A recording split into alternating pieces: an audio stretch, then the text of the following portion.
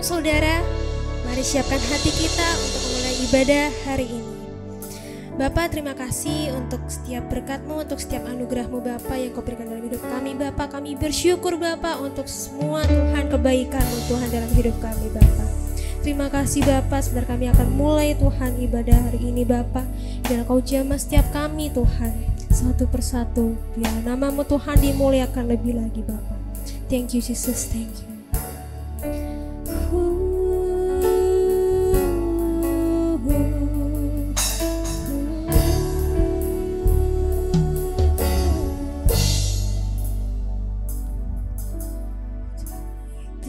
Terjadi di dalam hidupku, ku tahu atas seizin-Mu Tuhanku.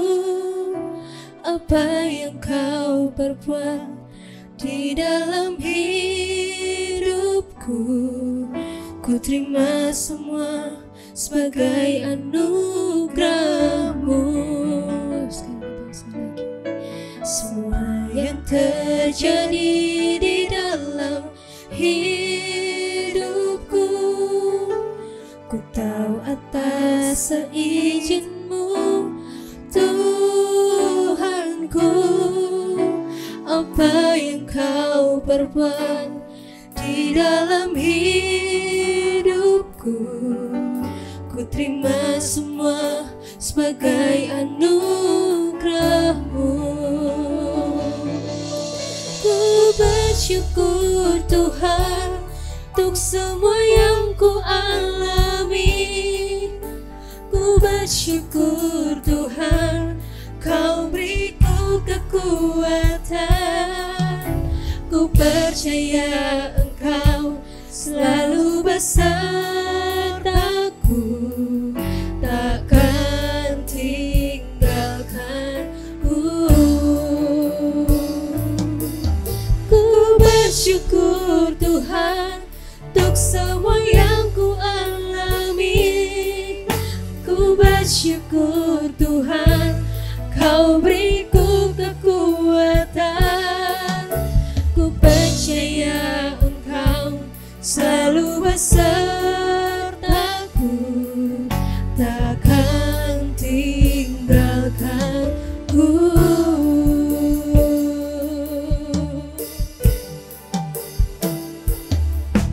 Semua yang terjadi di dalam hidupku, ku tahu atas seizin-Mu Tuhanku. Apa yang Kau perbuat di dalam hidupku, ku terima semua sebagai anugerah-Mu. Ku bersyukur Tuhan untuk semua yang ku alami. Ku bersyukur Tuhan, Kau beriku kekuatan. Ku percaya Engkau selalu besertaku, takkan tinggalkanku. Ku bersyukur Tuhan untuk semua yang ku alami. Ku bersyukur Tuhan, Kau beriku kekuatan. Ku percaya Engkau selalu besertaku, takkan tinggalkanku.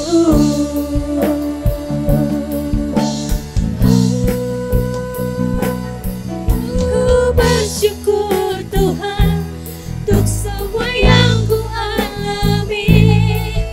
Ku bersyukur Tuhan, Kau beriku kekuatan. Ku percaya Engkau selalu besertaku, takkan tinggalkanku, takkan tinggalkanku.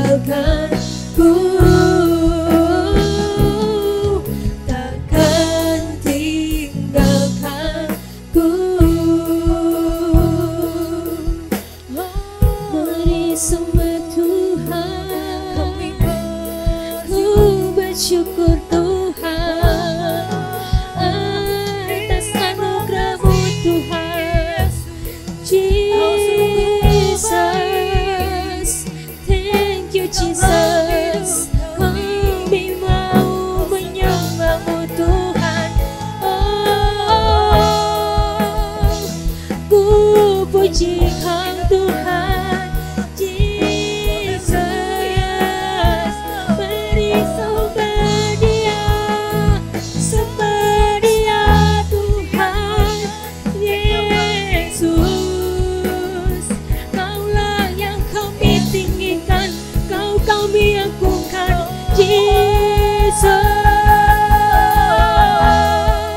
Yesus Tuhan yang kami tinggikan, Kau yang terbesar, Kau yang terhebat Tuhan. Beri sembah Tuhan.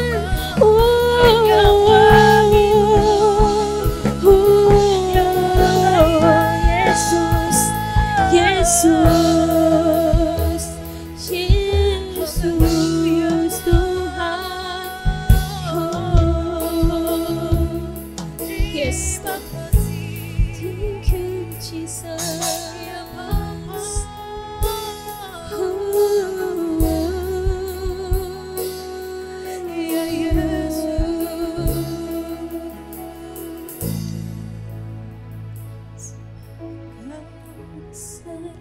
Perbuatan-Mu ajaib, tiada seperti Engkau.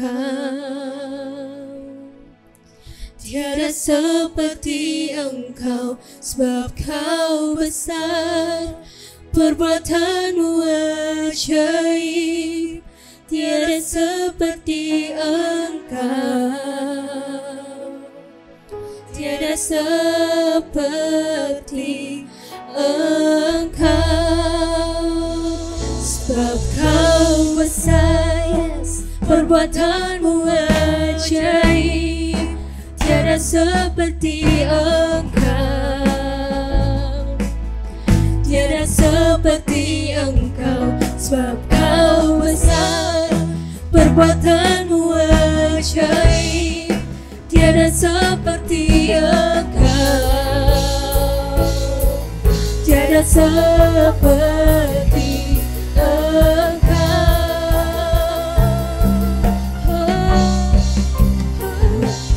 Kau besar, perbuatan-Mu ajaib, tiada seperti Engkau. Tiada seperti Engkau, sebab Kau besar. Perbuatan-Mu ajaib, tiada seperti Engkau. Tiada seperti Engkau.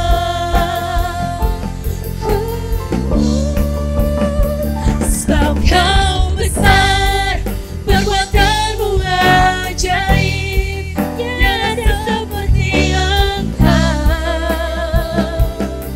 Tiada seperti Engkau, sebab Kau besar.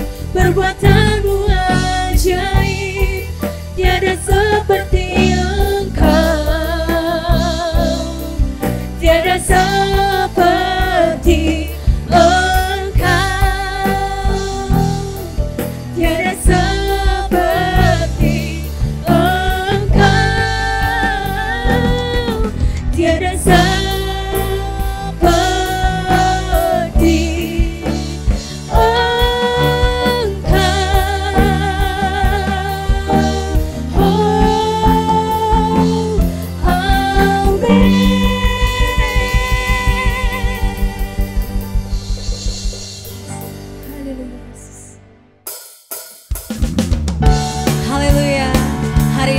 bersukacita buat Tuhan. Saya undang semua jemaat untuk menari. Kita mau serukan nama Tuhan di lagu untuk hari ini. Sama-sama katakan.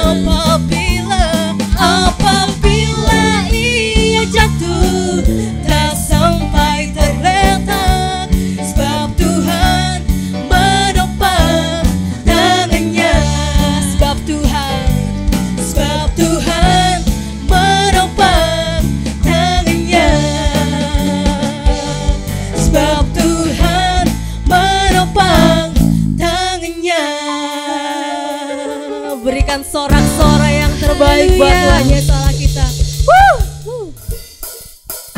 Mari saudara kita pujikan lagu ini dengan sukacita. Kita percaya bahwa Tuhan memimpin langkah hidup kita. Amin.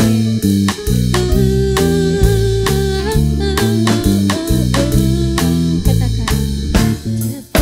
Langkahku diatur oleh Tuhan dan tangan kasih-Nya memimpinku di tengah badai dunia menakutkan. Hatiku tetap tenang teduh. Tiap langkahku ku tahu Tuhan yang pimpin ke tempat tinggiku di antaranya. Hingga sekali nanti aku tiba di rumah Bapa surga yang kekal. Kita kepujian dari awal ya.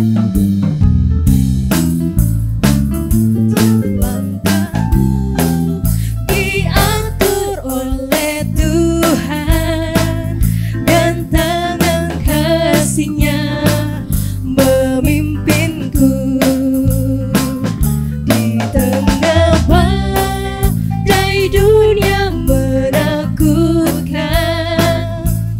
Hatiku tetap tenang teduh.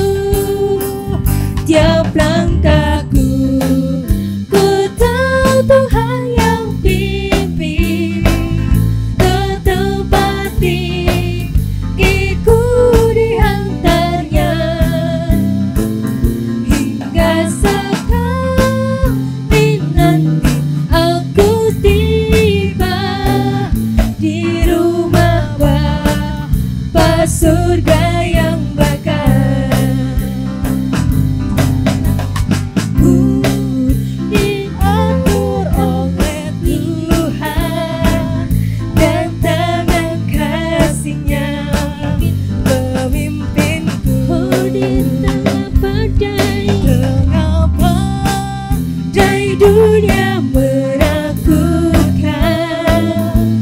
Hatiku tetap tenang teduh.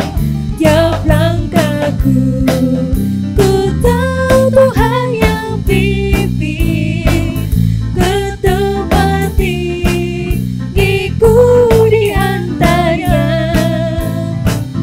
Hingga sekali nanti aku tiba di rumah Bapa surga yang bakal. Di rumah Bapa surga yang bakal. Di rumah Bapa surga yang bakal.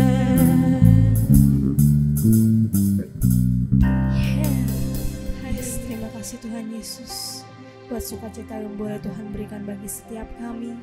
Kalau sebentar lagi Tuhan kami mendengarkan sebagian dari firman Tuhan, biar kami siapkan hati kami Tuhan. Sebelum kami mendengar firman-Mu, kami mau naikkan satu lagi pujian untuk Engkau Tuhan.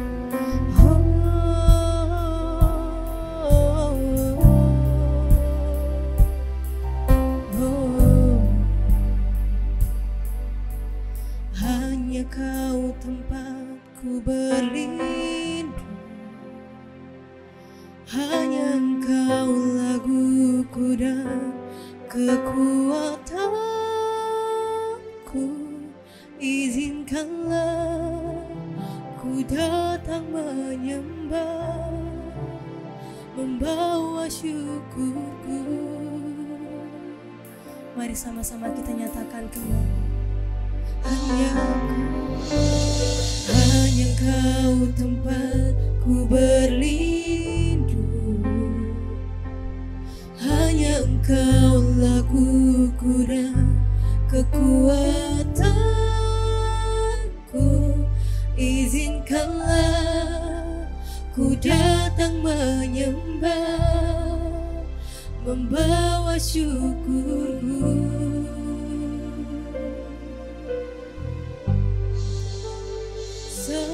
Sedalamnya hatiku kau pun tahu,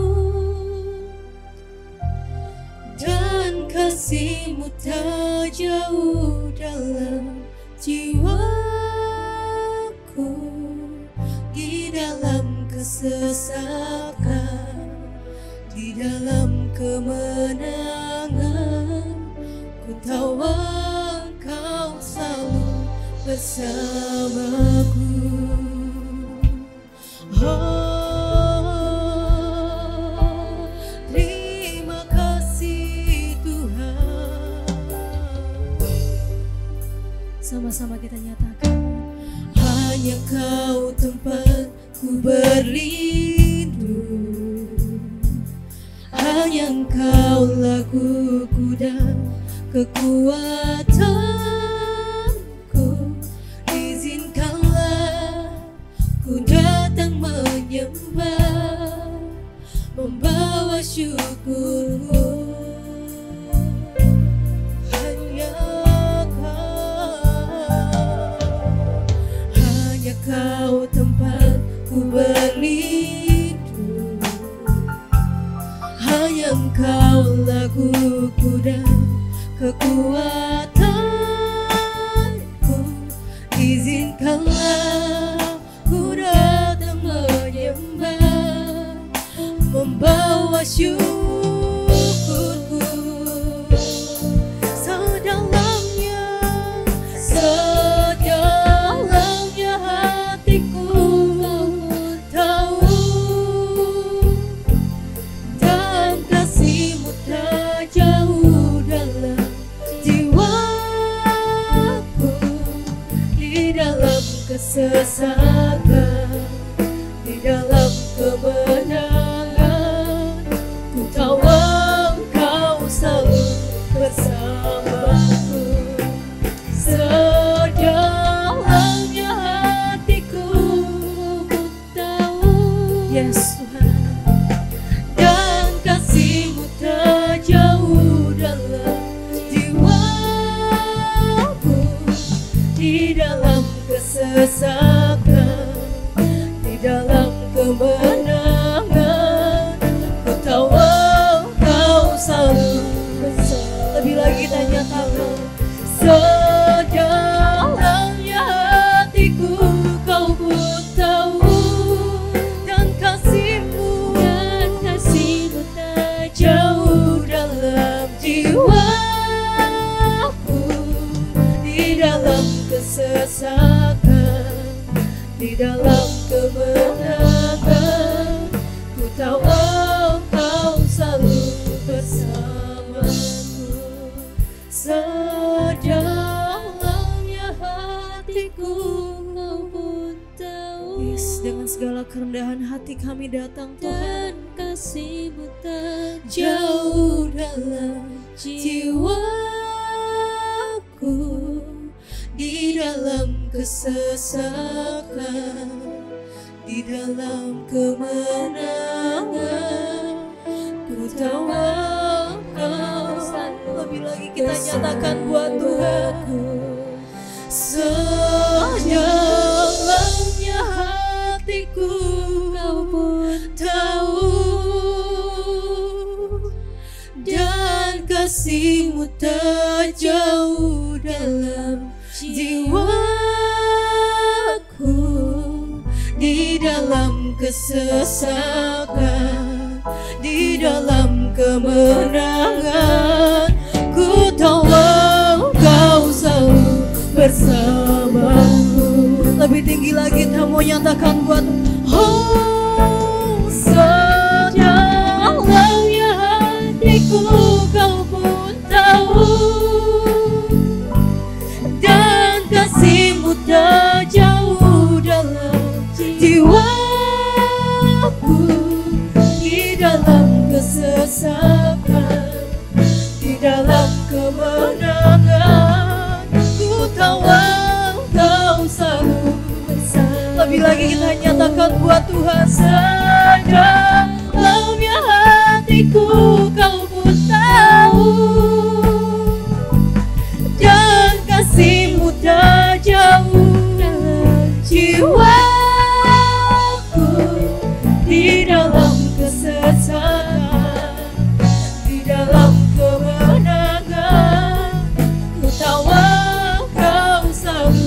bersamaku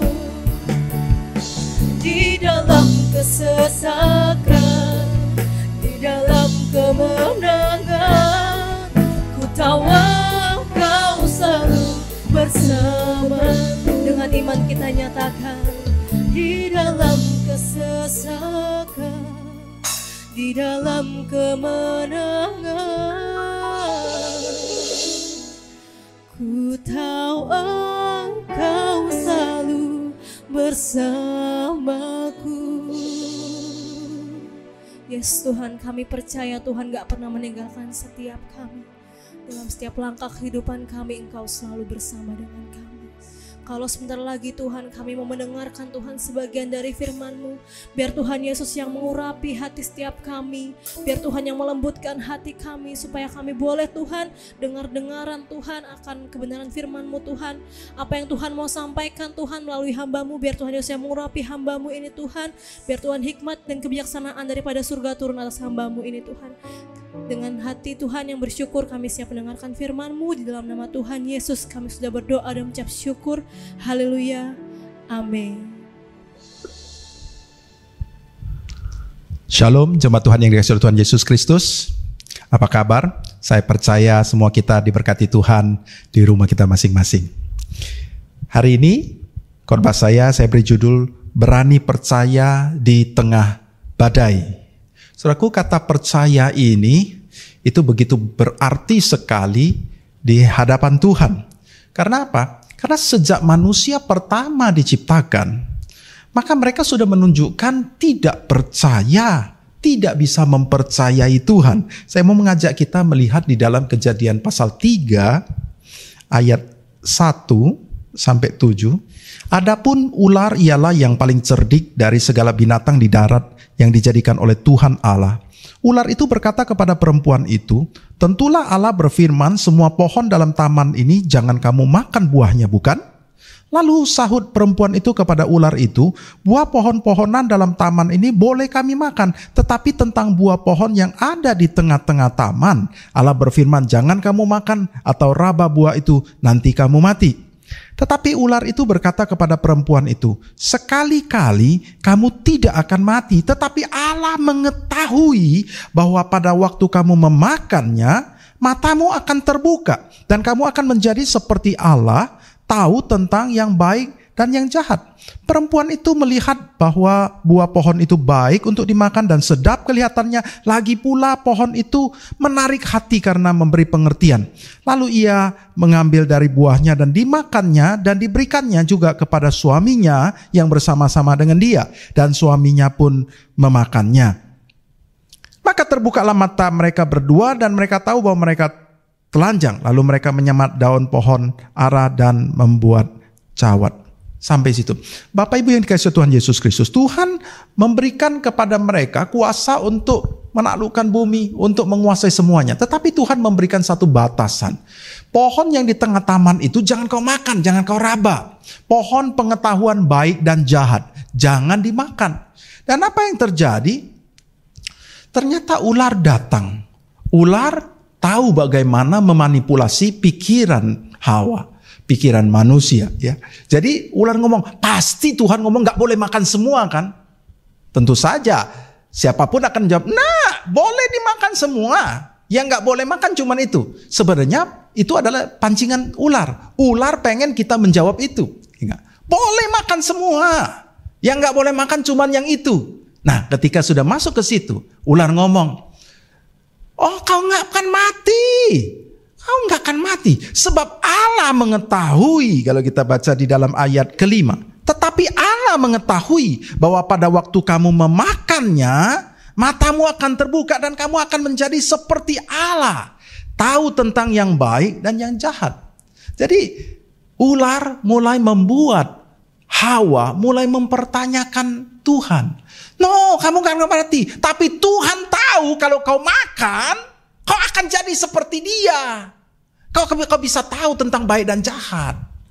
Jadi ini adalah sesuatu kalimat yang mengganggu pikirannya Hawa. Seolah-olah Tuhan itu nggak baik. Seolah-olah Tuhan menyembunyikan ada sesuatu yang lebih baik. Dan Tuhan nggak mau manusia mengalami yang lebih baik, yaitu bisa mengetahui baik dan jahat. Saudaraku, jadi Hawa mulai meragukan akan kebaikan Tuhan. Seolah-olah Tuhan belum memberikan yang terbaik buat manusia. Jadi ular katakan, oh, kamu akan jadi sama seperti Allah. Wih, kata sama seperti Allah ini rupanya menarik perhatian. Dikatakan ini menarik perhatian buah ini karena memberikan pengertian baik dan jahat. Wah, keren. Padahal Tuhan itu baik. Tuhan tidak mau manusia tahu apa itu jahat. Nggak perlu tahu apa itu jahat. Karena begitu kau tahu apa itu jahat, maka kau bisa berbuat jahat. Dan Tuhan nggak mau kau makan buah itu sehingga kau nggak perlu tahu apa itu baik, apa itu jahat. Jadi Tuhan melarang mereka. Tetapi ular memanipulasi pikiran. Sehingga Hawa mulai tidak begitu mempercayai Tuhan. Hawa menganggap Tuhan menyimpan sesuatu yang lebih baik. Tuhan tidak mau memberikan yang terbaik buat mereka. Dan Hawa mulai tidak taat. Ketika dia mulai tidak bisa percaya Tuhan, dia tidak percaya akan kebaikan hati Tuhan, maka Hawa mulai tidak taat. Dan dia makan buah itu karena dia rasa kalau aku bisa lebih baik, kenapa tidak demikian? Dan kemudian dia ambil buah itu, dia makan, dia kasih suaminya makan. Suaminya juga jatuh. Dan sejak saat itu jatuhlah mereka dalam dosa dan mereka diusir keluar. Saudaraku, itu adalah cara kerja iblis. Iblis itu sering masuk ke dalam otak kita untuk membuat kita meragukan Tuhan, mempertanyakan kebaikan hati Tuhan, mempertanyakan integritas daripada firman Tuhan. Apakah firman Tuhan ini udah benar belum? Jangan-jangan firman Tuhan ini nggak benar, ya nggak? Mempertanyakan kebaikan Tuhan. Nah, iblis itu selalu mau masuk ke dalam pikiran manusia dan memanipulasi pikiran manusia sehingga manusia mempertanyakan, meragukan akan kebaikan Tuhan, sehingga manusia meragukan akan firman Tuhan dan tidak bisa mentaati. Satu kali waktu saya masih usaha sendiri, saya ingin mengangkat seorang karyawan, saya ingin tempatkan di posisi yang lebih tinggi. Saya mau tempatkan dia posisi yang baik. Dan saya memberikan dia tambahan tanggung jawab, ya enggak, untuk melatih dia, mempersiapkan dia untuk menjabat posisi yang tinggi ini. Ya enggak. Dan apa yang terjadi? Si karyawan ini merasa saya ini sedang memeras dia, saya sedang menekan dia, ya enggak, dan memberikan pekerjaan yang banyak, sehingga dia menjadi tidak happy, karena dia tidak tahu hati saya, dia menjadi tidak happy, dia mulai malas-malasan, dia uring-uringan, ya enggak, dia menunjukkan sikap yang tidak baik. Dan begitu saya melihat seperti itu, saya membatalkan niat saya untuk mengangkat dia ke posisi yang tinggi. Kenapa? Karena orang ini tak bisa bertanggung jawab. Dia menunjukkan sikap tidak bisa mempercayai saya. Dia tidak mengerti hati saya. Dia tidak mempercayai saya. Makanya dia menolak itu, dia uring-uringan, dia malas-malasan, dia menunjukkan sikapnya tidak senang.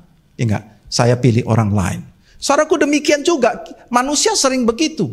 Karena kita tidak mengerti hati Tuhan.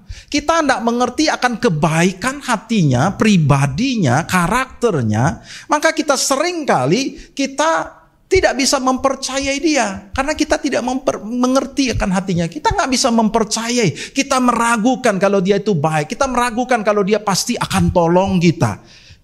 Kita menjadi tidak bisa betul 100% untuk mempercayai dia. Dan akibatnya kita tidak bisa mengikuti firman-Nya juga. Itulah manusia.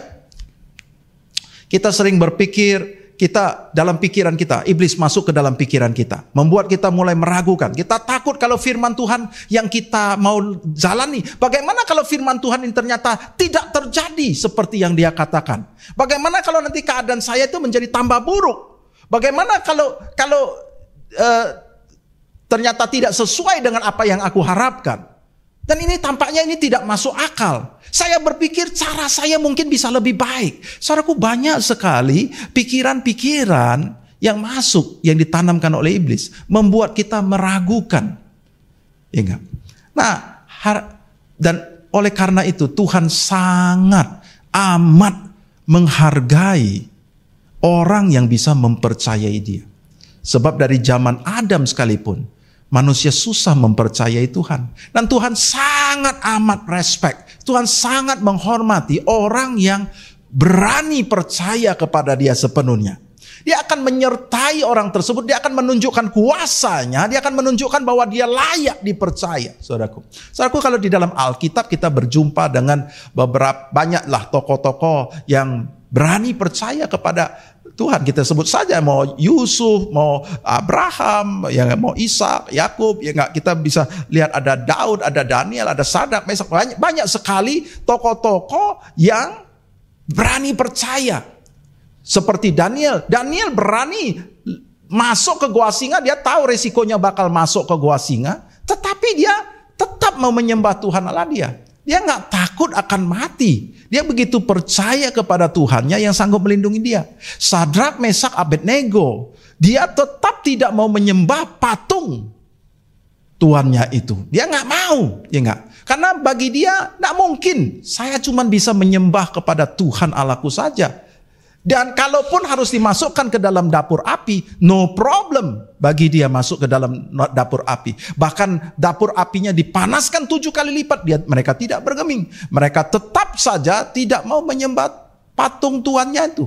Mereka tidak bisa. Karena apa? Karena mereka begitu percaya kepada Tuhan. Dan mereka berkata, tidak mungkin kami menyembah patung Tuhanku. Kalau Tuhan yang aku sembah itu, dia melepaskan aku, dia akan melepaskan aku. Kalau tidak pun aku tidak akan menyembah patung Tuhanku. Saudaraku, ini adalah bentuk kepercayaan. Dan apa yang terjadi? Tuhan selalu menunjukkan penyertaannya, kuasanya, menunjukkan bahwa dia layak dia dipercaya. Dia layak untuk dipercaya oleh siapapun. Nah, itu yang Tuhan mau nyatakan bagi setiap orang yang bisa percaya kepada dia.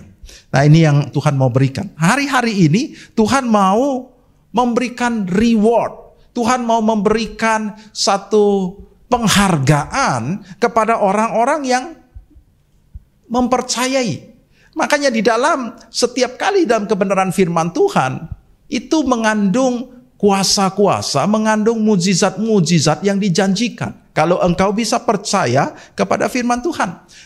Di dalam perjanjian baru, Yesus mengajarkan kita untuk bagaimana kita mempercayai. Dan dia katakan kalau engkau percaya saja, ya enggak, tidak ada yang mustahil. Ya enggak, tidak ada yang mustahil bagi orang yang percaya. Tuhan katakan, Tuhan ajarkan, kalau kau berdoa, kau percaya kau sudah menerimanya, maka kau akan menerimanya. Saudaraku, Tuhan mengajar kepada kita untuk belajar percaya. Kalau kau percaya, kau punya iman sebesar biji sesawi saja, maka kau bisa ngomong sama gunung ini, beranjaklah dan tercampaklah ke laut, dan dia akan turut. Kau bisa ngomong kepada pohon ini, teranjaklah, terbantunlah dan tercampaklah ke laut, dia akan nurut. Saudaraku, Tuhan mengajarkan hal-hal yang tidak masuk akal dengan mempercayai. Saudaraku, hari-hari ini banyak sekali anak Tuhan tidak berani mempercayai kebenaran firman Tuhan. Karena apa? Karena tidak masuk akal. Karena tidak bisa masuk ke logika dia. Dia berpikir, nak mungkin ini menentang hukum alam. Tidak bisa terjadi, saudaraku. Dan kita tidak bisa mempercayai. Tetapi kita lupa bahwa kita sedang berhadapan dengan Tuhan pencipta semesta alam. Dan Tuhan mau mengajar kepada kita, Tuhan memberi reward kepada kita, penghargaan kepada kita, bahwa kalau engkau bisa percaya, kau berani mempercayai dia, maka kau akan melihat mujizat demi mujizat terjadi di dalam hidupmu. Yang tentu saja ini bertentangan dengan hukum alam, tentu saja ini bertentangan dengan logikamu, melampaui apa yang bisa kau pikirkan. Ketika kita percaya, maka kita bisa melihat mujizat. Nah, Yesus menamakan kepercayaan ini adalah iman. Saudaraku, di dalam perjanjian lama kita tidak akan menjumpai kata iman. Kenapa? Karena memang Yesus belum mengajarkan kepada kita. Tetapi tentu saja apa yang mereka lakukan, kepercayaan itu adalah iman. Tetapi di dalam perjanjian baru, Yesus mengajarkan kepada kita, kalau engkau berani percaya, engkau bisa percaya, maka engkau sanggup melakukan hal-hal yang ajaib. Kalau engkau bisa percaya, maka itu yang akan terjadi kepadamu. Apapun yang tampaknya mustahil, tampaknya ajaib itu akan terjadi pada dirimu. Akan terjadi sesuai dengan apa yang kau percayai. Nah, hal ini tidak diajarkan di dalam perjanjian lama. Tidak diajarkan perjanjian lama. Tetapi di dalam perjanjian baru diajarkan. Karena apa? Karena di dalam perjanjian baru, status kita ini sekarang adalah anak Allah. Roma 8 ayat 29 bahwa kita ini sudah serupa dengan gambar Kristus. Gambar Tuhan Yesus Kristus. Dan Tuhan memberikan kita kuasa, otoritas, kuasa sama seperti Tuhan Yesus. Dan Yesus mengajarkan kepada kita kedahsyatan daripada sebuah kepercayaan. Ketika kau bisa percaya kepada Tuhan, kau bisa percaya kepada firman-Nya, kau percaya di dalam hatimu, maka engkau sanggup untuk memperkatakan sesuatu yang ajaib. Engkau sanggup menciptakan keadaan-keadaan yang baik, saudaraku. Hal ini adalah sesuatu yang baru, yang tak pernah diajarkan di dalam perjanjian lama. Nah, saudaraku, di dalam perjanjian baru kita harus pahami, manusia itu sudah rusak. Pertamanya manusia itu memang sudah karena jatuh dalam dosa. Roma 3 ayat 23 katakan semua orang berbuat dosa dan kehilangan kemuliaan Allah. Nah, semua orang yang berbuat dosa ini tentu saja mengalami akibat daripada dosa. Saya pernah menjelaskan di dalam khotbah saya yang lalu bahwa akibat dosa adalah membuat kita hidup di dalam kutuk. Kita hidup di dalam kutuk mengerikan. Kita bisa baca di dalam Ulangan pasal 28 mulai dari ayat 15 sampai 68. Wah, begitu panjang kutuknya ya. Terkutuklah engkau waktu di luar, di dalam, terkutuklah di ladang, terkutuklah di kota, terkutuklah macam-macam. Waduh, mengerikan. Oke. Tetapi hari ini kita nggak bahas tentang kutuk. Kita manusia yang jatuh dalam dosa, hidup di dalam kutuk.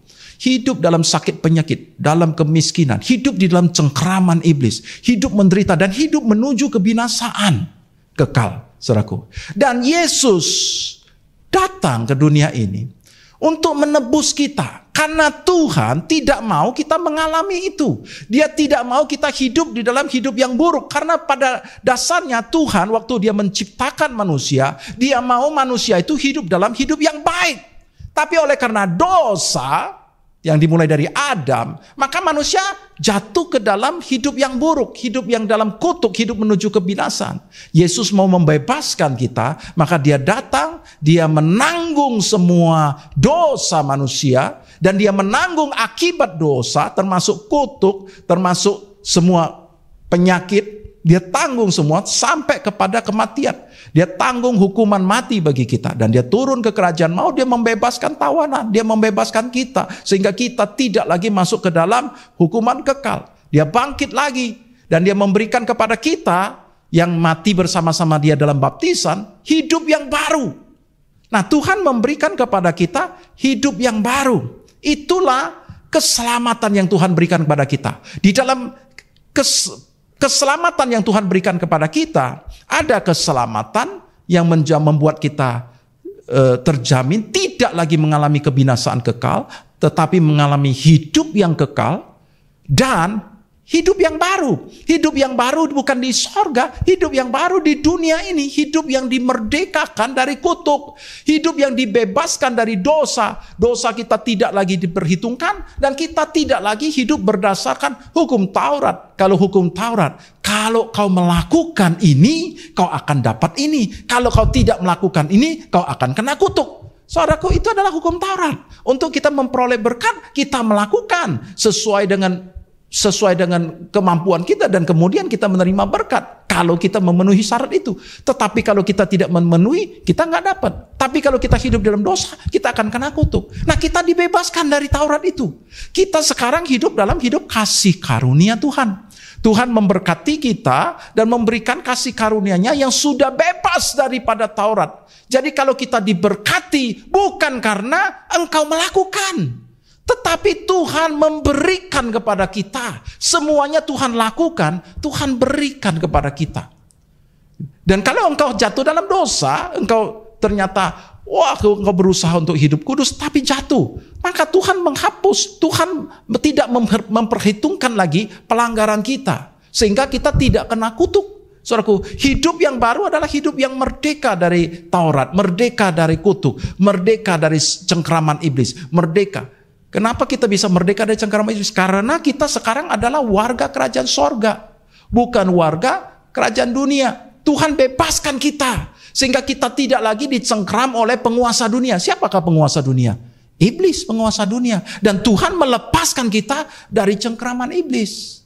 Tuhan melepaskan kita dari kutuk Taurat. Tuhan buat kita merdeka, Tuhan membuat kita menerima hidup yang baru, yang diberkati, penuh dengan kasih karunia yang daripadanya. Tapi hidup yang baru ini adalah hidup dalam manusia roh kita.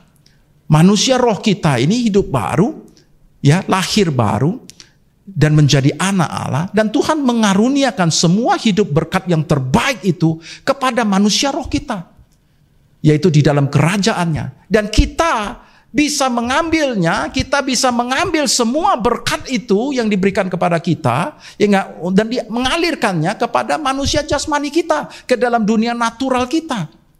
Nah saudaraku, nah untuk menerimanya itu, kita harus menggunakan iman. Saudaraku, saya mengajak kita melihat di dalam Efesus pasal 2, ayat ke-8. Sebab karena kasih karunia kamu diselamatkan oleh iman. Itu bukan hasil usahamu, tetapi pemberian Allah. Saudaraku, kita baca baik-baik. Dikatakan bahwa karena kasih karunia kamu diselamatkan. Kita karena kasih karunia diselamatkan. Bukan karena perbuatan kita, bukan. Karena kasih karunia. Tuhan Yesus mengasihi kita dan Dia melakukan bagi kita tanpa ada campur tangan kita, tanpa perbuatan kita. Bukan karena engkau baik, bukan karena engkau memenuhi syarat, bukan karena engkau benar, tetapi Tuhan mengasihi kita. Karena Tuhan tahu engkau tidak mungkin bisa memenuhi syarat. Maka Dia melakukannya dan Dia memberikannya kepada kita, keselamatan itu. Jadi kita diselamatkan oleh karena kasih karunia, oleh iman. Saudaraku, bagian yang dilakukan oleh Tuhan itu namanya kasih karunia. Kita tidak terlibat di dalamnya, tetapi Tuhan melakukannya. Dia menanggung semua dosa kita, Dia dipukul, disiksa, Dia tanggung semuanya, Dia tanggung kutuk kita, Dia naik ke kayu salib, Dia mati bagi kita. Saudaraku, itu adalah perbuatan Tuhan Yesus sendiri. Itulah kasih karunia. Dan kita tiba-tiba kita sudah dimerdekakan. Tiba-tiba kita sudah dibebaskan. Kita sudah menerima hidup yang baru. Tetapi keselamatan itu harus kita terima oleh iman kita. Tanpa iman, kau nggak bisa. Yesus memang sudah mati. Ada banyak orang yang tidak percaya kepada Yesus. Ya, dia tidak menerima keselamatan. Kasih karunia itu sudah dilakukan. Apa yang karya penebusan yang dilakukan oleh Yesus itu sudah dilakukan. Tetapi kita harus menerima dengan iman. Kalau kau percaya dengan hatimu, kau percaya, maka kau akan menerima. Saudaraku, dan kalau kau mengakuinya, kau menerima. Di dalam Roma 10 ayat 10 dikatakan begitu. Karena dengan hati orang percaya dan dibenarkan, dan dengan mulut orang mengaku dan diselamatkan. Jadi untuk menerima keselamatan itu kita harus dengan hati kita percaya. Dan dengan mulut kita mendeklarasikannya, kita mengucapkannya, maka kita akan diselamatkan. Itulah tindakan iman.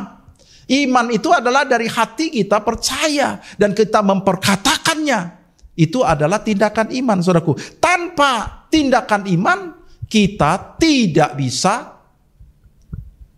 menerima keselamatan itu. Semua orang boleh menerima keselamatan itu ketika dia mau percaya, dia dengan hatinya percaya dan mengaku bahwa Yesus sudah mati bagi kita, Yesus sudah dibangkitkan oleh Tuhan, dan kemudian sekarang sudah naik ke surga, Dia sudah memberikan kita hidup baru. Kalau kita mengaku, kita percaya, mengaku, menerima Dia sebagai Tuhan dan Juru Selamat, maka kita diselamatkan. Itulah tindakan iman.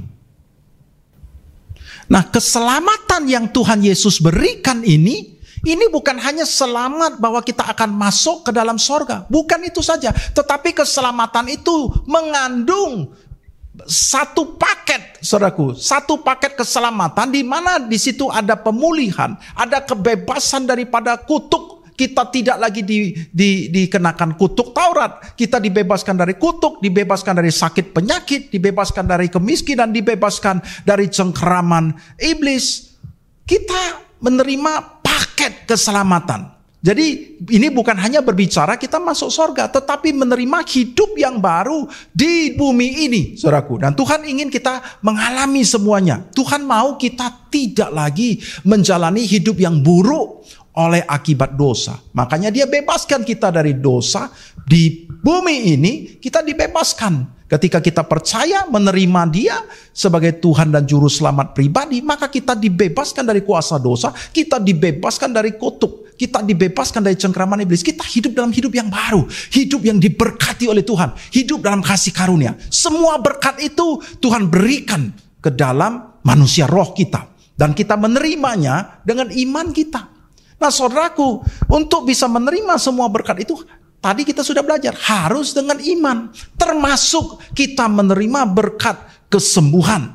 Firman Tuhan katakan, Yesus sudah menanggung penyakit dan kelemahan kita. Dan oleh bilur-bilurnya, kita sudah disembuhkan. Nah, saudaraku, kita bisa menerima kesembuhan tersebut. Kenapa? Karena itu sudah termasuk di dalam paket keselamatan. Bahwa Yesus sudah menyembuhkan sakit penyakit kita. Dan kalau kita percaya, dan kita menerimanya dengan iman kita, kita percaya, maka kesembuhan itu terjadi, saudaraku.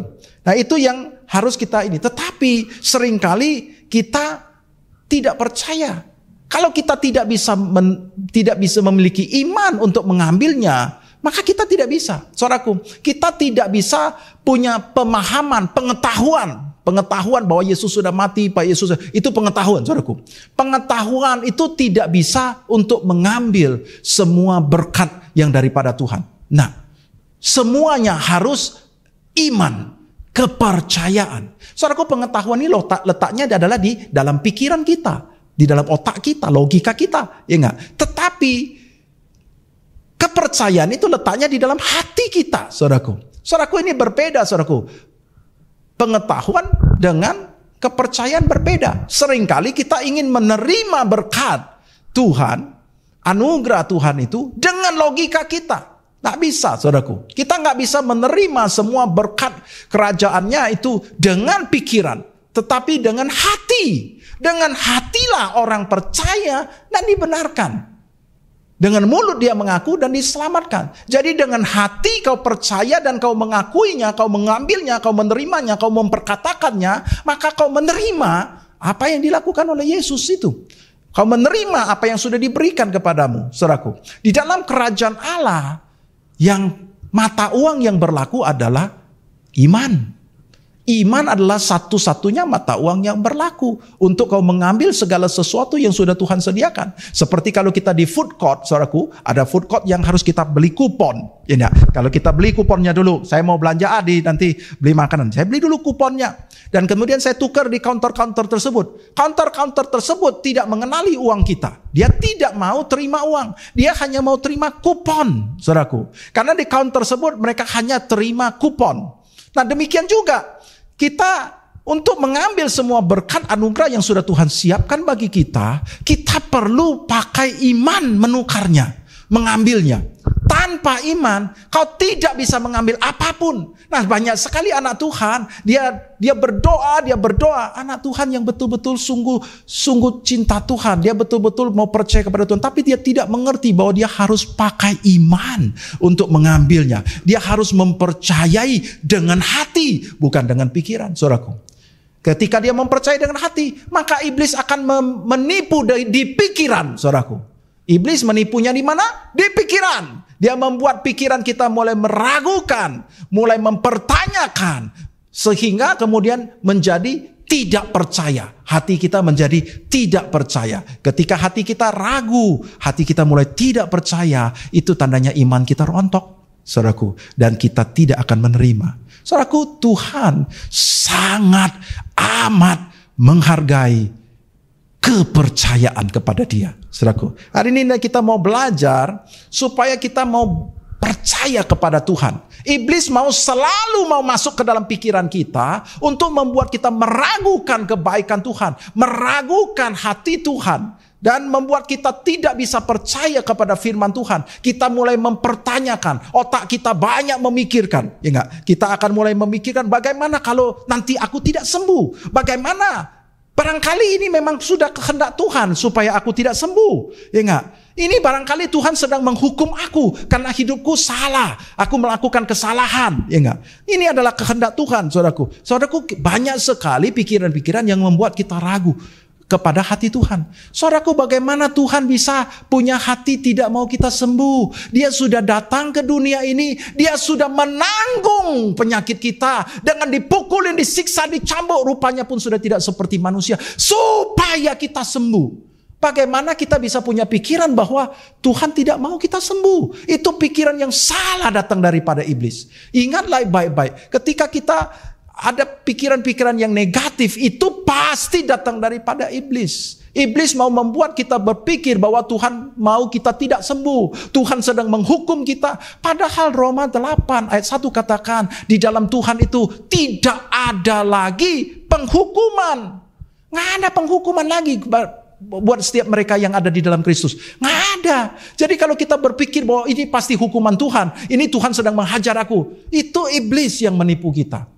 Ketika kita tidak mengerti firman Tuhan, kita menjadi tidak bisa mengerti hati Tuhan. Banyak-banyak baca firman Tuhan supaya engkau tahu apa yang menjadi hati Tuhan, apa yang menjadi kehendak Tuhan. Tuhan mau kita mengalami yang baik, saudaraku.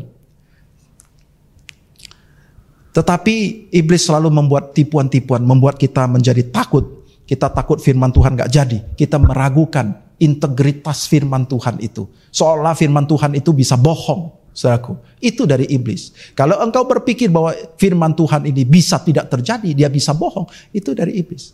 Nah, hari ini kita mau belajar bagaimana caranya kita itu bisa membangkitkan iman kita, kepercayaan kita. Saudaraku ya.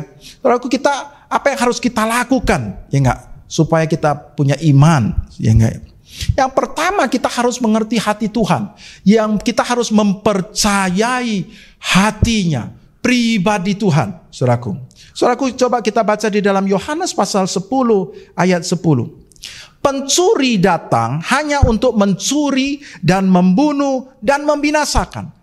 Aku datang supaya mereka mempunyai hidup dan mempunyainya dalam segala kelimpahan. Yesus menunjukkan perbedaan yang jelas antara dia dan pencuri. Siapakah pencuri? Itulah setan, iblis, saudaraku. Pencuri datang, dia itu untuk mencuri, membunuh, membinasakan. Dia mau mengambil apa yang menjadi milik kita. Tetapi aku datang untuk memberikan hidup. Camkan baik-baik. Yesus datang untuk memberikan hidup. Dan hidup dalam segala kelimpahan. Itulah hati Tuhan. Kalau engkau berpikir Yesus mau engkau mati, Yesus tidak mau kau sembuh, Yesus sedang menghukum kau, itu bukan Tuhan. Itu iblis yang sedang masuk ke dalam pikiran kita, menipu kita. Kau tidak sedang mempercayai hati Tuhan. Kau tidak mempercayai kebaikan Tuhan. Tuhan itu sangat baik. Yesus datang ke dunia mau mati buat kita. Dia sudah menunjukkan dengan buktinya. Rancangan Tuhan pertama kali ketika Tuhan merancang menciptakan manusia, dia udah siapkan segala sesuatu. Dia ciptakan dulu semua pohon-pohon, langit-langit, semua dia ciptakan, segala taman Eden semua sudah dia siapkan, baru dia taruh manusia di situ. Tuhan mau manusia menikmati hidup yang terbaik, segalanya dia siapkan buat kita. Tetapi manusia ditipu oleh iblis dan kemudian dia kehilangan semuanya. Dia kehilangan kekuasaannya atas bumi, saudaraku. Dan Tuhan tidak tahan melihat manusia yang tadinya dia ciptakan untuk mengalami hidup yang baik. Dan sekarang hidup dalam kutuk, hidup di dalam cengkraman iblis, jadi bulan-bulan iblis. Tuhan gak mau. Maka Tuhan datang menebus manusia, membebaskan manusia dari kehidupan yang buruk itu. Dengan mati di kayu salib, dia tanggung semua dosa. Karena semuanya sumbernya adalah dosa. Dia tanggung. Dia bebaskan kita supaya kita dapat lagi hidup yang baru seperti Adam. Nah, Tuhan dia siapkan segala sesuatu lagi. Dia berikan kepada manusia baru kita, yaitu manusia roh. Manusia roh kita ini sudah diberikan segala sesuatu. Semua yang sudah Tuhan siapkan melalui karya penebusannya di kayu salib itu, Tuhan berikan kepada manusia rohmu. Dan engkau perlu mengalirkannya, mengambilnya di dalam dengan imanmu, ya, dan kemudian membawanya kepada dunia naturalmu, manusia jasmanimu, dengan kepercayaanmu. Ketika kau mempercayai, ketika kau memperkatakannya, dan kau melakukan, menghidupi firman tersebut, maka itu akan mengalir, dia akan terjadi di dalam kehidupanmu. Engkau perlu percaya kepada hati Tuhan. Kau harus percaya apa yang menjadi hati Tuhan. Tuhan selalu mau merancangkan yang terbaik. Dia tidak mau kau hidup lagi dalam hidup yang buruk itu. Dia mau jadikan engkau seperti Adam kembali. Dia pulihkan segala sesuatu. Tuhan memberkati kita dengan berkat yang terbaik. Ketika kita sedang menghadapi situasi yang buruk, kita harus mempercayai hati Tuhan. Ketika engkau sedang mengalami sakit yang berat, ketika engkau sedang mengalami musibah, kau harus percaya hati Tuhan. Kau jangan berpikir bahwa Tuhan tidak sayang, bahwa Tuhan tidak bela, bahwa Tuhan tidak peduli, bahwa Tuhan menghendaki engkau hidup dalam hidup yang buruk. Itu iblis. Iblis mau engkau memiliki pikiran yang salah, tidak bisa mempercayai hatinya Tuhan. Tapi hari ini kita mau terus mengingat kembali. Ada seorang hamba Tuhan namanya George Muller. George Muller itu dia mengelola panti asuhan. Panti asuhan yang cukup terkenal di Inggris, saudaraku. Namanya Ashley Down, saudaraku ya. George Muller menangani panti asuhan ini. Sudah 51 tahun dia menangani. 51 tahun dia menangani panti asuhan. Dan dia sudah membesarkan puluhan ribu, lebih dari 10.000 anak-anak panti, saudaraku. Nah, selama 51 tahun ini George Muller bagaimana dia bisa memelihara begitu banyak anak sudah selama 51 tahun itu adalah dengan iman. Dia katakan bahwa saya itu hidup dengan iman sehingga semua anak-anak saya selama ini 51 tahun tidak pernah satu kali pun tidak makan. Tidak pernah, saudaraku. Dia hidup dengan iman. Dia ajari anak-anaknya untuk iman. Walaupun mereka sudah ratusan kali mereka menghadapi piring kosong. Tetapi tidak pernah satu kali pun tidak makan.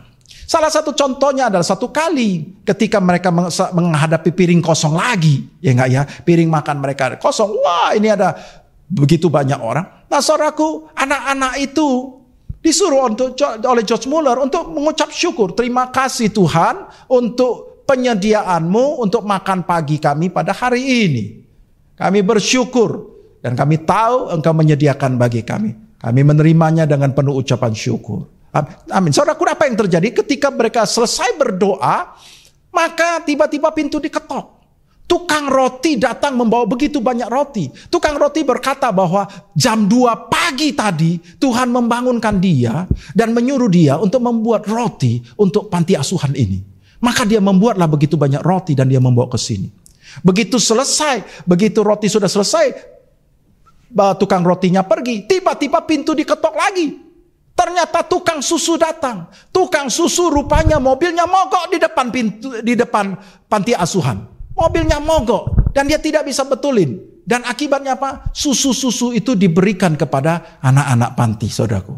Itu adalah salah satu cara bagaimana Tuhan memelihara anak-anak panti ini. Tidak pernah satu kali pun mereka tidak makan. Selama 51 tahun pelayanan daripada George Muller menangani panti asuhan itu, dia berkatakan bahwa semuanya hidup dari iman. Dia mempercayai pribadi daripada Tuhan yang pasti tidak akan pernah meninggalkan mereka, yang selalu akan memelihara mereka. Dia sama sekali tidak khawatir.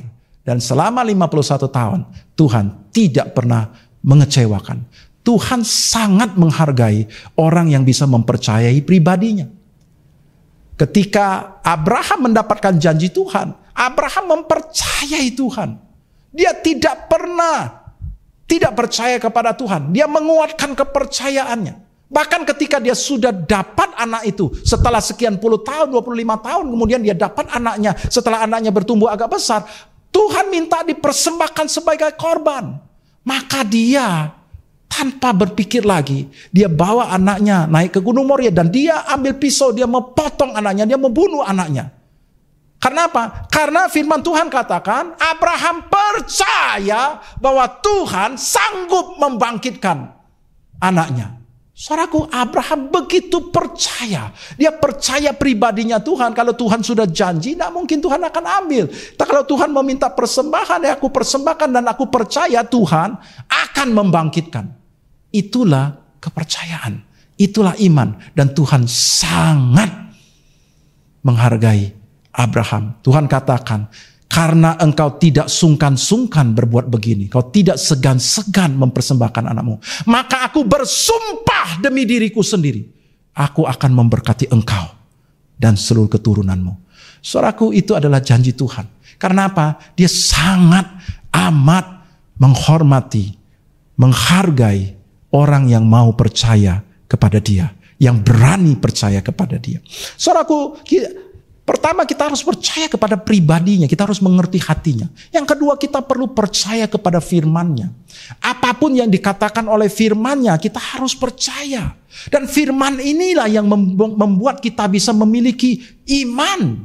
Saudaraku, Roma 10 ayat 17 bahwa iman timbul dari pendengaran dan pendengaran oleh firman Kristus. Iman itu timbul dari pendengaran kita kepada firman Tuhan. Ketika kita mendengar firman Tuhan, maka kita makin mendengar, kita akan makin percaya. Makin mendengar, makin percaya. Kita akan makin percaya, dan kita akan yakin bahwa apa yang dikatakan oleh firman Tuhan itu adalah ya dan amin.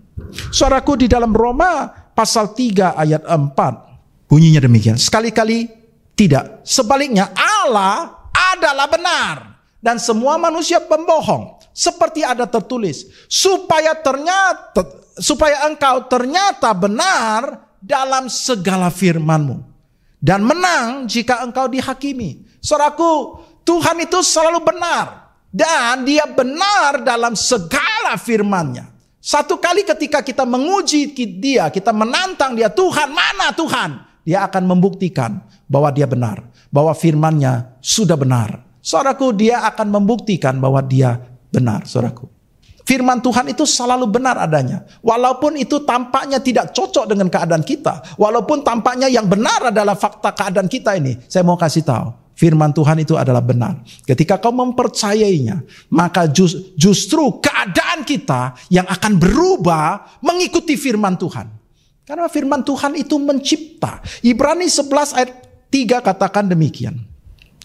Karena iman kita mengerti bahwa alam semesta telah dijadikan oleh firman Allah. Sehingga apa yang kita lihat telah terjadi dari apa yang tidak dapat kita lihat. Firman Tuhan mengajarkan kepada kita bahwa segala yang kita kelihatan ini, segala termasuk gunung-gunung, lembah-lembah, sungai-sungai, semua langit semesta alam ini, semua diciptakan oleh firman. Firman yang kita baca ini, firman yang sama menciptakan seluruh alam semesta ini. Saudaraku, ketika engkau bisa mempercayai firman ini, engkau sedang mempercayai firman yang menciptakan seluruh alam semesta.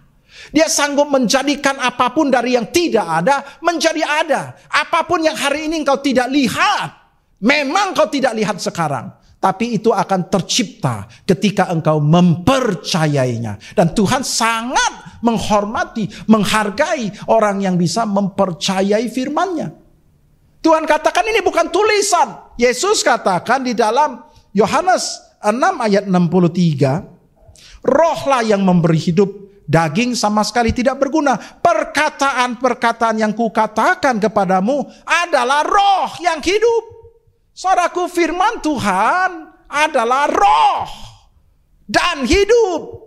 Saudaraku, ketika kau memperoleh firman Tuhan, kau mempercayainya dengan hatimu, engkau memperkatakannya, engkau mendeklarasikannya, maka dia akan memberikan hidup. Dia adalah roh dan dia akan mencipta bagimu sesuai dengan apa yang kau percayai. Saudaraku, Tuhan mau supaya kita mengerti bahwa firman Tuhan ini adalah sangat penting sekali. Ketika kau bisa mempercayai semua kebenaran firman Tuhan, maka kau akan mengalami segala sesuatu yang dikatakan oleh firman Tuhan. Janjinya yang begitu banyak itu akan terjadi. Saudaraku, di dalam Amsal 4 ayat 20. Hai anakku, perhatikanlah perkataanku. Arahkanlah telingamu kepada ucapanku. Janganlah semuanya itu menjauh dari matamu. Simpanlah di dalam lubuk hatimu. Karena itulah yang menjadi kehidupan bagi mereka yang mendapatkannya. Dan kesembuhan bagi seluruh tubuh mereka. Saudaraku, Tuhan mau kita memperhatikan. Kuping kita diarahkan kepada firman Tuhan. Mata kita jangan lepas daripada firman Tuhan. Simpan dalam hati. Hati ini adalah tempat percaya. Bukan pikiran. Hati. Supaya kau boleh percaya. Percayai itu. Maka itu akan menjadi kehidupan bagimu. Itu akan memberikan hidup. Itu akan menjadi kehidupan. Kehidupan yang terbaik akan kau alami. Dan itu akan menjadi kesembuhan bagi seluruh tubuhmu, saudaraku. Tuhan mau supaya kita mempercayai firman Tuhan. Firman Tuhan itu ya dan amin. Seorang gadis namanya Lasea. Gadis ini terkena kanker limfoma, sudah stadium akhir. Dan dokter tidak bisa lagi menangani. Dokter katakan bahwa usianya tidak akan lebih dari 1 bulan. Maksimum 1 bulan. Dia pasti sudah akan pergi karena dia sudah stadium akhir, saudaraku. Dan dokter sudah tidak bisa berbuat apa-apa. Tidak ada cara sama sekali. Nah, tetapi gadis ini adalah anak seorang hamba Tuhan. Dan kemudian perempuan ini dia membaca satu firman Tuhan. Dia baca firman Tuhan dan dia aminkan. Dan firman Tuhan katakan bahwa Yesus sudah menanggung penyakit. Mari kita baca di dalam Yesaya pasal 53 ayat ke-4. Tetapi sesungguhnya penyakit kitalah yang ditanggungnya dan kesengsaraan kita yang dipikulnya. Padahal kita mengira dia kena tulah, dipukul dan ditindas Allah. Tetapi dia tertikam oleh karena pemberontakan kita. Dia diremukkan oleh karena kejahatan kita. Ganjaran yang mendatangkan keselamatan bagi kita ditimpakan kepadanya. Dan oleh bilur-bilurnya kita menjadi sembuh. Saudaraku, di satu lagi di 1 Petrus 2 ayat 24. Ia sendiri telah memikul dosa kita di dalam tubuhnya di kayu salib, supaya kita yang telah mati terhadap dosa hidup untuk kebenaran. Oleh bilur-bilurnya kamu telah sembuh. Saudaraku, ketika dia membaca firman Tuhan ini, dia mempercayai Tuhan, engkau katakan bahwa engkau sudah menanggung penyakit dan kelemahanku. Tuhan, engkau katakan oleh bilur-bilurmu, setiap luka-luka yang kau alami, waktu kau disiksa, waktu engkau di kayu salib itu sudah menyembuhkan aku. Maka dia mempercayai, dia memperkatakan, setiap hari dia memperkatakan, setiap saat dia mendeklarasikan, aku percaya firman Tuhan katakan bahwa Yesus sudah menanggung penyakit kankerku ini. Firman Tuhan katakan bahwa oleh bilur-bilurnya aku sudah disembuhkan dari penyakit kankerku. Aku percaya, aku menerima kesembuhan ini. Aku percaya bahwa aku sudah disembuhkan. Aku percaya. Saudaraku, dia ucapkan itu terus. 28 hari kemudian dia merasakan tubuhnya enak, tidak sakit lagi. Dan dia memeriksakan ke dokter, saudaraku. Itu sudah hampir 1 bulan, sudah habis nyawanya sudah. Saudaraku, apa yang terjadi? Ketika dia periksa ke dokter, dokter kaget karena tidak ada jejak kanker sedikit pun. Dia sudah bebas total dari kanker. Saudaraku, dokter sudah menyerah. Dokter katakan usianya tidak akan lebih daripada 1 bulan, saudaraku. Dan apa yang terjadi? 28 hari kemudian dia merdeka karena dia mempercayai firman Tuhan. Saudaraku, Tuhan sangat amat menghargai ketika engkau berani percaya kepada firman-Nya. Kau berani percaya akan pemeliharaannya, akan hidupnya. Ketika kau percaya, ketika kau memiliki iman itu, Tuhan akan menunjukkan engkau tidak akan kecewa dengan imanmu. Engkau akan melihat bagaimana Tuhan sangat menghargai kepercayaanmu dan akan memberkati engkau sesuai dengan kepercayaanmu. Jadilah sesuai dengan apa yang kau percaya.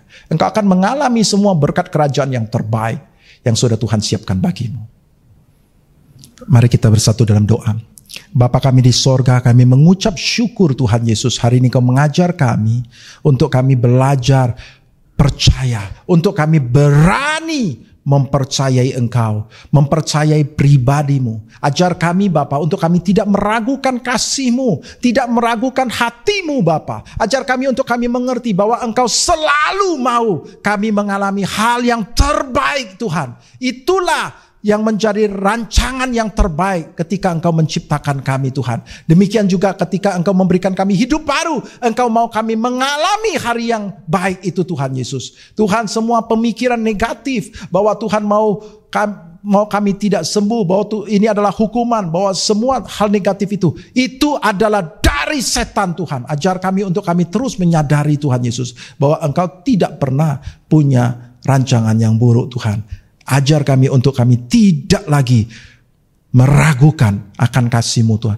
tetapi mempercayai engkau, mempercayai pemeliharaan daripadamu. Ajar kami Tuhan Yesus untuk mempercayai firman-Mu, bahwa firman-Mu adalah ya dan amin. Firman-Mu adalah roh dan hidup Tuhan Yesus. Ketika kami mempercayai apa yang tertulis pada firman Tuhan, maka kami akan melihat Tuhan, bahwa semua keadaan kami akan menyesuaikan diri kepada firman Tuhan itu Tuhan Yesus. Ajar kami untuk mempercayai Bapa.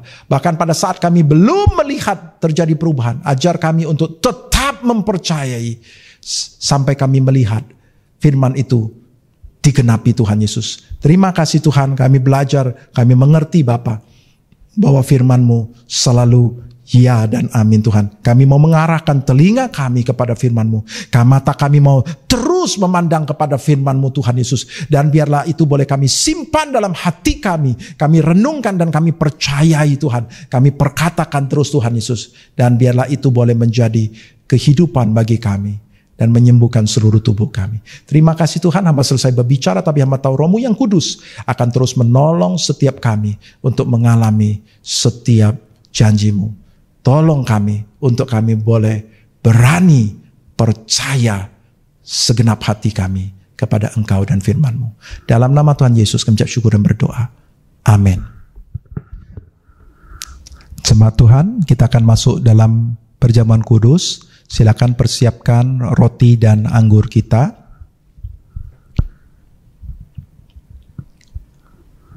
Jemaat Tuhan yang dikasihi Tuhan Yesus Kristus, ketika kita memperingati kematian Tuhan Yesus, ini akan membuat kita memiliki iman. Iman kita semakin diteguhkan oleh karena kita mempercayai apa yang sudah Yesus lakukan bagi kita, apa yang sudah Yesus berikan kepada kita, bahwa hidup kita sekarang adalah hidup yang baru, hidup yang sangat amat diberkati. Mari kita memperingati pengorbanannya. Mari kita ingat kembali bagaimana Yesus sudah menanggung dosa kita. Dia memberikan dirinya disiksa, dipukuli, dimahkotaduri, dicambuk, ditinju, diludahi, diolok-olok. Yesus menanggung penderitaan yang begitu hebat. Dia harus memikul salib yang begitu berat. Dan dia naik ke kayu salib. Setiap bilur-bilur itu sudah menyembuhkan sakit penyakit kita. Menyembuhkan tubuh kita. Dia ditombak, dia tergantung dari kayu salib. Darah mengucur dari seluruh tubuhnya. Dan akhirnya dia mati bagi kita. Semuanya untuk membebaskan kita dari dosa dan semua akibat dosa. Dia turun ke dunia di kerajaan maut. Dia membebaskan semua tawanan. Dia bangkit kembali. Dan dia memberikan kepada kita hidup yang baru.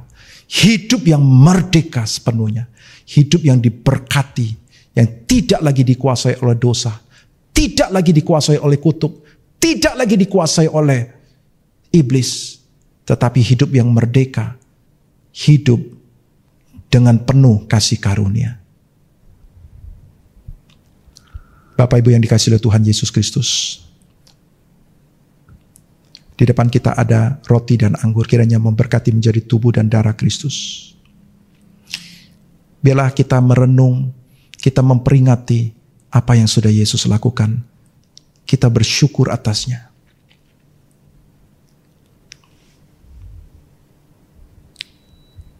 Di depan kita ada roti. Bukankah roti yang kita pecah-pecahkan dan kita ucapkan syukur ini adalah persekutuan kita dengan tubuh Kristus yang sudah menanggung segalanya itu bagi kita, dan oleh bilu-bilunya kita sudah disembuhkan. Amin. Mari kita makan di dalam nama Tuhan Yesus.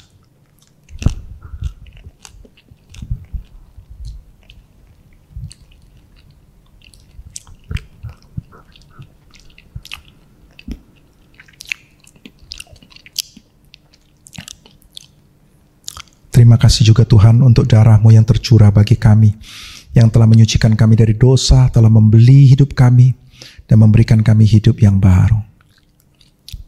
Jemaat Tuhan yang dikasihi Tuhan Yesus Kristus, bukankah anggur yang kita ucapkan syukur ini adalah persekutuan kita dengan darah Kristus? Amin. Mari kita minum dalam nama Tuhan Yesus. Terima kasih Tuhan Yesus, kami mengucap syukur Tuhan atas anugerah-Mu Tuhan Yesus. Terima kasih buat pengorbanan-Mu Tuhan Yesus yang begitu besar. Kasih-Mu yang begitu besar yang Kau curahkan bagi kami Tuhan.